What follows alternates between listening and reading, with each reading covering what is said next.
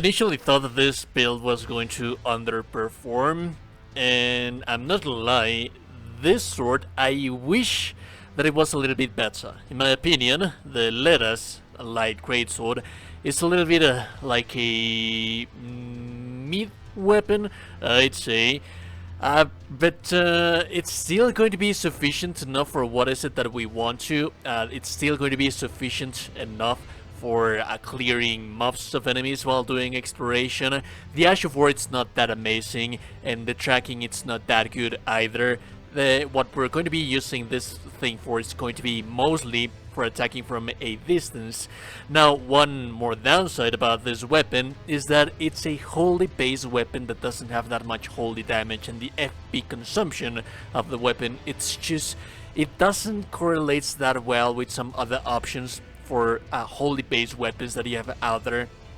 And one more thing to have in mind is that it is a weapon that you don't get until the end of the DLC, so it's too much expectation for something so mid, leaning into the lower tier of kind of weapons. That being said, it is still a light greatsword, it is still very nice to use. So why is this build so broken? Well, we are going to be using some spells that we got from the DLC, and at the end of the day you are going to have different tools, and what is going to break your build so hard right now, it's going to be your Mimic. Yeah, because of some certain spells and things that we have on the DLC, if the Mimic tier was already powerful before, now it just basically trivializes the game for you because it turns into the ultimate Terminator. Basically, your Mimic tier is your consort and you become Miquella.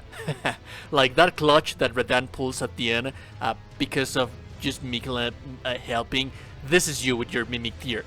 You can be healing your Mimic tier, you can be buffing in damage your Mimic tier.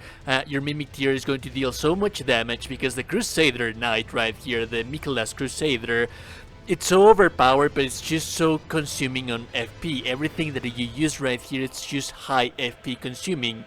Your Mimic tier, on the other hand, he doesn't care about FP consumption. He's just going to be spamming and spamming and spamming like a maniac. And like I said, you can heal him from afar. You can use new spells that you have on the DLC so that the Mimic tier is always going to be in the fray of battle. You don't really have to be managing the heals. You don't have to be really close to your Mimic tier. You just have to sit there in the distance and see how your Mimic tier destroys, completely annihilates this New Game Plus 4 bosses that you see in the gameplay footage, and some of the most difficult ones as well. So let's begin with the stats of the build. You see right there that I have 81. In reality it's just 80. The one extra point that I have right there, it's a correlation of my equipment that we'll talk about in a little while. But Vigor 50, ideally you do want to have a little bit more mind, so you can by all means tone some points more into endurance and allocate them into mine. Dexterity is just the weapon requirement, and as a matter of fact we don't have that much. We are using Millicent Prosthesis, so our dexterity is in 17. However, if you do want to have the base dexterity to change that talisman for something different, that's something that you can do. The most important thing of it all, it's going to be the hard cap for our Faith. Faith is going to be doing different things for us. It's going to heal our Mimic tier. It's also going to be potentializing the spells that we will be using. And granted, the weapon actually scales better off dexterity, but in reality, it's going to be better off just max out our Faith.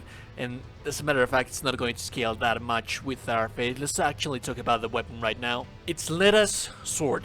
It has a B scaling in dexterity, and if it has a B scaling in dexterity, it reaches highest amounts of damage by going into the dexterity route.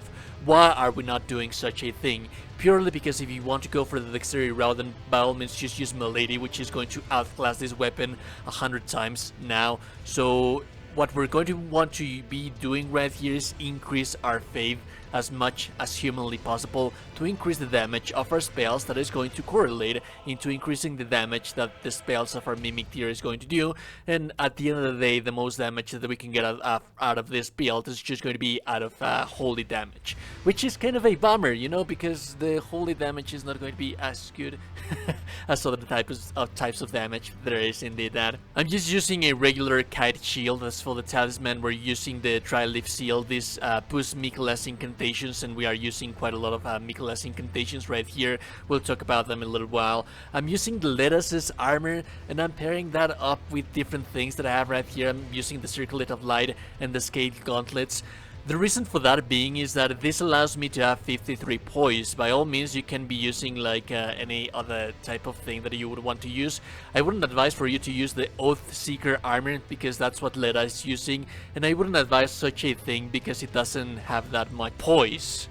And we actually do want to have quite a bit of poise. We want to bypass that 51 poise threshold. There's many things that you can do about the talismans. There are some things that are a must, I should like to say.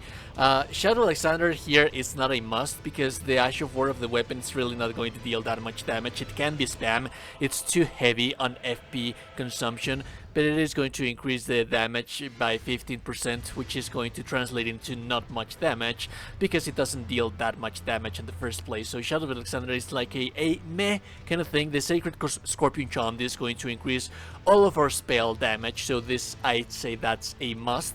And then I would also say that Millicent Prosthesis is a must because the weapon, the lightweight sword, you can use this weapon to clear trash throughout the world. It has nice damage and it's going to increase the damage by Millicent Prosthesis because the lightweights are actually attacks in a fast succession, so you're always going to have this thing active right here, and it helps to alleviate the stun hungry build that we have right here, giving us that extra 5 dexterity because of the weapon requirement. There's some spells that can be charged, so you can by all means use Godfrey Icon, but you can also use talismans that gives you potency while incantation. There's many talismans that you have right here. All of this are going to be just purely focusing on improving our damage and also the damage of our Mimic tier.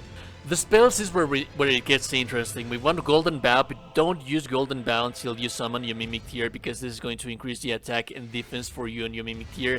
The multi-layer Ring of Light, it is actually quite expensive on the FP cost. You can actually pair this thing up with the Godfrey Icon and it is going to deal a decent and I would say actually very good amounts of damage. Then we have Light of Miquella, which is perfect for AoE kind of damage, clearing mobs and all that. The Black Blade, it deals holy damage, it costs quite a bit of FP, but it has decent range and you can be using this to help with the DPS of your Mimic tier from a safe distance. And then the Heal from Afar, which is what we're going to ideally be using to heal our Mimic tier.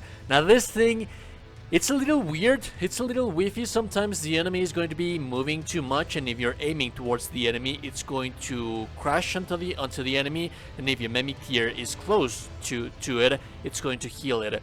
However, it's very heavy on FP cost. More often than not, sometimes you do want to be aiming it properly, but just make sure that you're aiming it properly, and sometimes you can get close to your Mimic tier to use it directly point blank into your Mimic tier. Just make sure that you're safe away from the enemy and that you're not pulling out any aggro like many different healing incantations do. But yeah, this is just going to be your bread and butter. The mix of Wondrous Physique is actually quite interesting. We're going to be using the Gloveworth Crystal Tia, which enhances the damage of our spirit of our Mimic tier by 20%, I believe. That is going to translate into that much more damage because of all of the talismans and spells and Golden Bow and all of the shenanigans that we're pulling up right here to increase all of our damage. And then for ourselves, to increase the damage that we'll be using from a distance. Remember that you should always be attacking from a safe distance while your Mimic tier tanks everything. This is going to give you plus 20% extra holy damage. That is going to translate into increasing the damage of the Ash of War of the weapon, but also increasing the damage of the holy spells that you're using. And if this build trivializes the entirety of the game, it's because if the Mimic tier was already powerful on itself even after the nerf, you can by all means be healing your Mimic tier and deal some kind of off damage from a distance. If you deal damage sometimes around here and by all means you can still get the Mimic tier to retain the aggro of the enemy. Just make sure that you're not just using that much of FP so that you run out of heals before your Mimic tier actually manages to kill the bosses.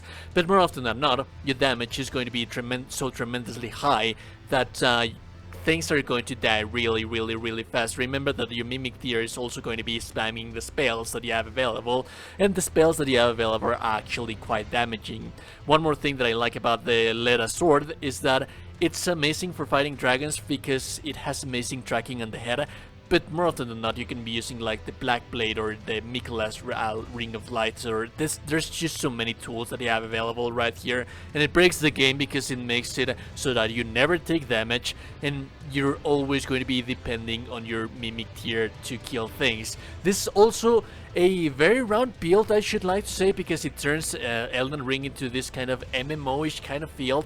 If you're playing with your friends, you can by all means be the off-healer cleric of the party while still dealing decent amount of damage and not pulling out that much aggro from the enemy, so you can have a heavily armored player from one of your friends and you can be healing them from a distance, and it just trivializes and it correlates into this synergy of making co-op that much more fun. So I'd say that this is a very interesting build, that it's not as broken damage wise to some of the things that we have out there, but because of the tools that you have right here, it's very broken. Anyways, if you like the content and like it, I super appreciate it, and also you today, you're a gorgeous and beautiful person, you're into the gorgeous and beautiful person, like the video, subscribe to the channel, you're in the Discord, I'll be seeing you beautiful people in the next one. Have a lovely day and goodbye.